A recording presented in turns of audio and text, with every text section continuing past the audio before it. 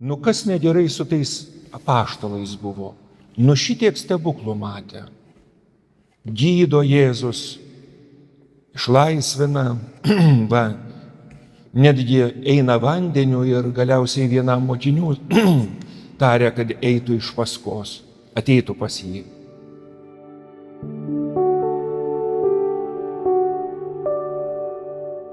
Mėly broliai ir seserys, klausydamiesi Dievo žodžio ir girdėdami kaip tik pasakojimą apie įėjimą vandeniu, tikrai visi nuoširdžiai taip pat anksčiau ar vėliau pagalvojam, kas negerai su tais apaštalais buvo, šitiek stebuklų matė. Gydo Jėzus, išlaisvina, va, netgi eina vandeniu ir galiausiai vienam mokinių tarė, kad eitų iš paskos, ateitų pas jį. Ir vis tiek jų širdis abejoja. O sakykit, ar nepanašiai su mūsų širdimi yra? Juk šiandien pirmasis skaitinys kalba apie ką? Apie tai, kur ir aš ieškotume Dievo. Juk dar sovietmečiu yra tas toks kalambūriškas juokas, kad jeigu žmogus kalba Dievui, tai malda, o jeigu Dievas kalba žmogui, tai jau liga. Ir gana dažnai iš tikrųjų, netgi tikinčių žmonių tarpe, nuoširdžiai kalbantis, galima išgirsti, kad žmogus širdį kažkaip net neprisileidžia tos minties, kad Dievas jį galėtų kažkokiu būdu prakalbinti.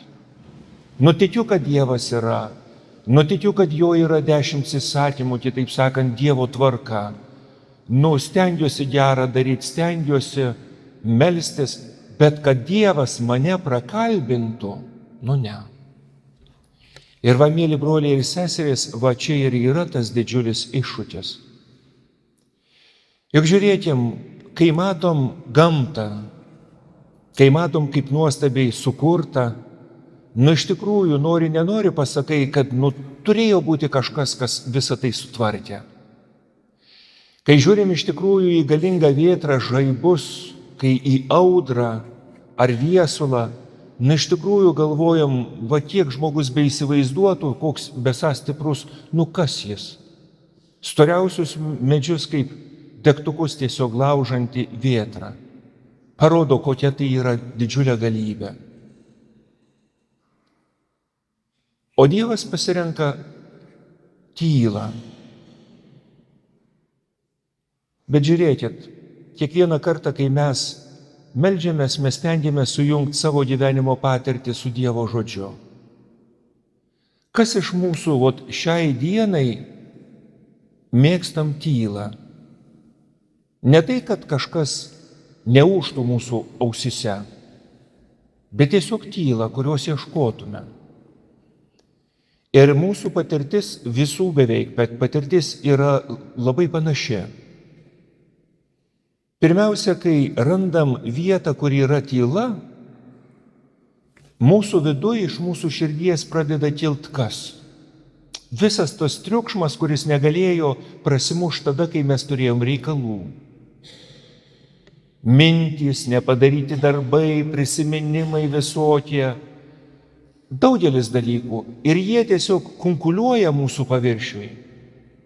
Ir tas konkuliavimas mūsų paviršiui tų visų minčių dažniausiai padaro tai, kad mes ir pabėgam iš tos tylos, nes jos nėra, ten chaosas yra. O dvasios žinovai labai dažnai sakydavo, kad reikia tą pirmą triukšmą atėjusi tylą ištvert. Jeigu dažnai tai darom, tai nebūna ilgai tas ištverimo periodas. 2-3 minutės, po to nurimsta širdis. Jeigu tai darom labai retai, tai gali užtrukti ir 10, ir 15, ir 20 minučių. Ir stengsis tai, kas yra mūsų širdį, ten lyst mum akis, kaip liaudis sakytų. Bet jeigu iš tikrųjų mes turim kantrybės ir ištveriam, tada staiga pamatom iš tikrųjų, kas ten vyksta mūsų širdį. Jau prisiminti, mėly broliai ir seserys, vienas iš pačių svarbiausių dalykų yra mūsų gyvenime tai leidimas Dievui veikti mumise. Kada tu ir aš pritarėm ir sakom, Dieve, tu turi teisę gyventi mano širdį. Nes atmenat, juk širdis yra vieta, kur mes darom sprendimus. Ir sakom labai paprastai, Dieve, aš turėsiu tylos, kad tu galėtum aiškiai man pasakyti, ko tu trokšti, ko tu nori. Nes mūsų gyvenimas yra labai įvairus. Štai įsivaizduokim, kas nors iš mūsų nueina pas gydytoją. Ir gydytojas pamatęs mūsų rezultatus sako, nieko gero, rimti reikalai. Ir žiūrėkit, visas gyvenimas prabėga prieš akis. Pradedam galvoti, o kaip čia bus? O bus tas sėkmingas gydymas, nebus to sėkmingo gydymo? Kaip čia susitvarkyti visus tuos reikalus? Baimės spaudžia širdį, kartais nusiminimas, kartais, kaip liaudis sako, tas ištižimas ateina, kai noris nuleisti rankas ir taip toliau. O juk Dievas gali tyloj, ten giliai širdį, sustiprinti ir pasakyti, neištišk, ko bijai, ko nežinai, kad gyvenimas praeis, ko bijai, kad susitiksi mane, kad grįši namo į tėviškę, ko bijai, mylinčios Dievo širdies, tai kas yra tavo širdį, kad bijai mylinčios Dievo širdies? Kas kelia neramybę ir įtampą?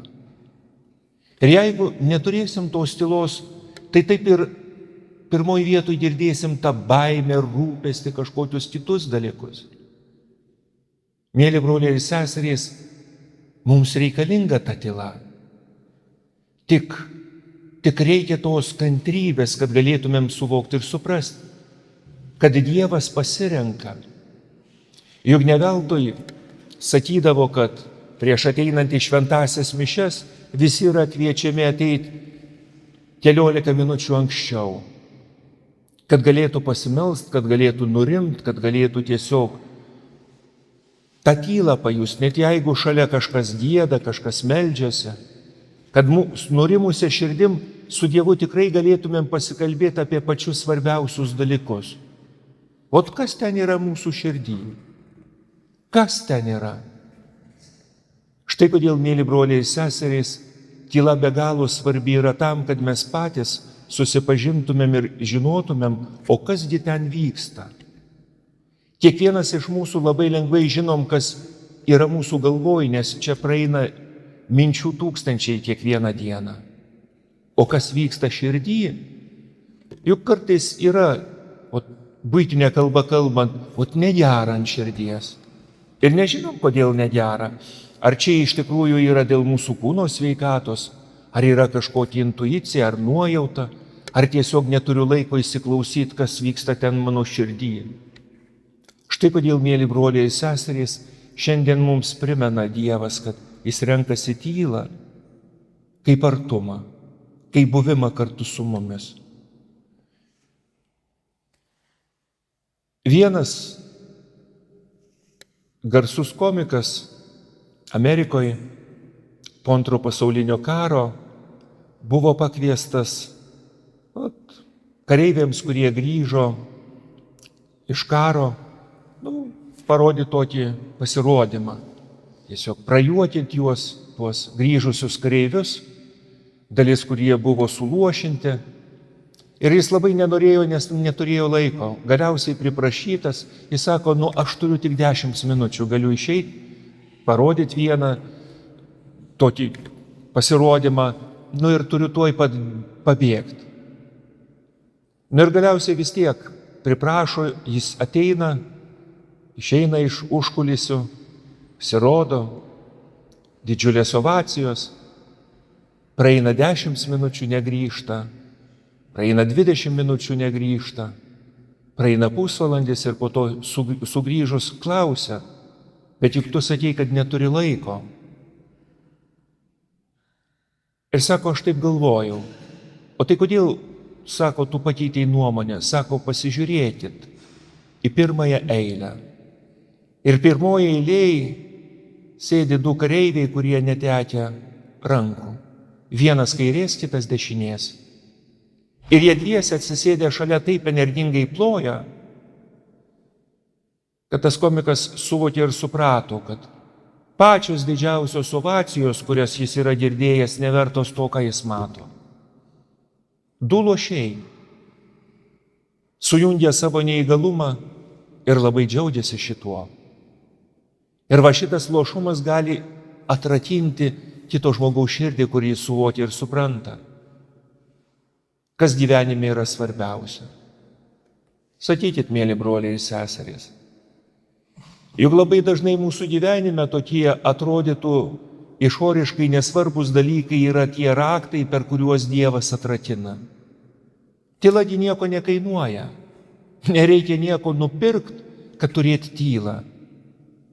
Juk kartais iš tikrųjų vaiko lūpom pasakytas žodis, jis pakliūva tiesiai mum į širdį. Kartais iš tikrųjų ištiesta pagalbos ranka be jokio pamokymo, pamoralizavimo sušildo šalia esančio žmogaus širdį. Štai kodėl Dievas šiandien ir prašo kiekvieno iš mūsų, kad mes leistume jam veikti. Bet pirmiausia, kad mes leistume jam veikti mūsų širdį. Tad turėkim tos tylos. Neišsigąstim tada, kai mūsų mintis, kai mūsų įtampos, kai nepasitenkinimai, kai atrodytų, kaip liaudis, kad sako, didžiulis bardakas mūsų viduj. Atmenu vieno iš dvasinio gyvenimo žinovo tokį paprastą paaiškinimą, kai jo paklausė: o kaip tu maldoje ištveri tas nereikalingas mintis, kurios kartais ateina ir mes visi žinom, kad tikrai ateina. Ir jis sako labai paprastai: va aš ateinu į maldos vietą, į bažnyčią ar namuose, atsisėdu ir sakau: Dieve, aš atėjau pas tave. Aš neturiu mygtuko, kurį paspaudus išsijungtų mano mintis.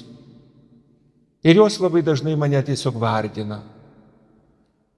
Bet viskas, ką aš galiu padaryti, aš esu čia, kad tu nuramintum, kad tu prakalbintum, kad netgi jeigu reikia, tu parodytum, ką tose savo mintise, tose vidiniuose dalykuose aš turiu suvokti ir suprasti. Aš esu, Dieve, čia dėl tavęs. Tad, mėly broliai ir seserys, šiandien lygiai taip pat mes sakom: Jėzau, mes esam dėl tavęs. Net jeigu mūsų mintys kaži kur, net jeigu mūsų širdį įvairius balsai, garsai, jausmai, prisiminimai trukdo mums būti. Bet Dieve, mes atėjom dėl tavęs. Todėl kalbėk mum. Ištark tuos žodžius, nuo kurių nurimsta ežero paviršius. Ištark tuos žodžius, nuo kurių nurims mūsų širdis. Pasakyk, Jėzau, kad kiekvienas iš mūsų patikėtumėm. Pasakyk, kad myli mane, kad tiki manim, kad niekada nenuleisi rankų, kad ir kur mes pasidėtume, kad visada ieškosi. Pasakyk, Jėzau, kad tau rūpi mūsų artimieji, dėl kurių skauda mums širdį. Pasakyk, Jėzau, kad tavo rankose, tavo delnuose mūsų ateitis. Ir kad nereikia mums tiek pergyventi. Pasakyk, Jėzau, kad laukia ir mūsų širdis nurems. Tad, Dieve, nuramink mūsų širdis. Amen.